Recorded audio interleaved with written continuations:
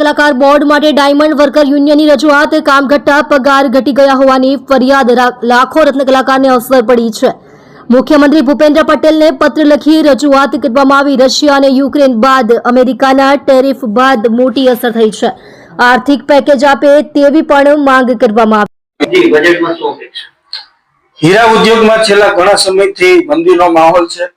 અસંખ્ય રત્ન કલાકારોને જ્યારે પગાર ઓછા કરવા, નોકરીમાંથી છૂટા કરવા અને નોકરીમાંથી છૂટા કરવાના કારણે બેરોજગાર રત્ન કલાકારો જ્યારે આત્મહત્યાના બનાવો જ્યારે વધતા હોય ત્યારે અમેરિકા અને ટેરિફ મારવાથી, યુક્રેન અને રશિયાના વોરથી, અમેરિકાના ટેરિફથી હીરા ઉદ્યોગની અંદર જે ગંભીર પરિસ્થિતિનું નિર્માણ થયું છે ત્યારે આવનારા 2026ના જે બજેટની અંદર હીરા ઉદ્યોગની જેમ કેસ્ટાઇલની એક પોલિસી બનાવી એવી જ રીતે હીરા ઉદ્યોગમાં એક પોલિસી બનાવવામાં આવે। લેબ્રોન ડાયમંડને ઓવર પ્રોડક્શનના કારણે જે રિયલ ડાયમંડ અત્યારે ભાવ તળિયે ગયા છે ત્યારે રિયલ ડાયમંડને પાછો વેગ આપવા માટે એક સારી એવી પોલિસી મેન્ટેન થાય।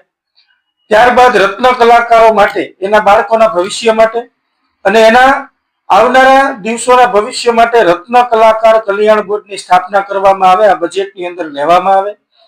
આ જ બાબતે અમે ગુજરાતના મુખ્યમંત્રી સાહેબ, ગુજરાતના નાણામંત્રી સાહેબ અને ગુજરાતના શ્રમ અને રોજગાર મંત્રીને આ બાબતે લેટર લખ્યો છે કે આવનારા 2026ના જે બજેટની અંદર રત્ન કલાકાર કલ્યાણ બોર્ડ જેવી રીતે કેસ્ટલની જે પોલિસી બનાવી એવી જ રીતે ડાયમંડની પોલિસી બનાવે અને હીરા ઉદ્યોગકારોને પણ એટલી વિનંતી કે લેબ્રોન ડાયમંડની સારી એવી પોલિસી બનાવી જેથી કરી આપણે રિયલ ડાયમંડનો વેગ આપી શકીએ અને રત્ન કલાકારોને વધુ રોજગારી આપી શકીએ। રત્ન કલાકારોના જોબલેસ ન થાય, એનો પગાર કટ ન થાય એ બાબતે ધ્યાન રાખીએ।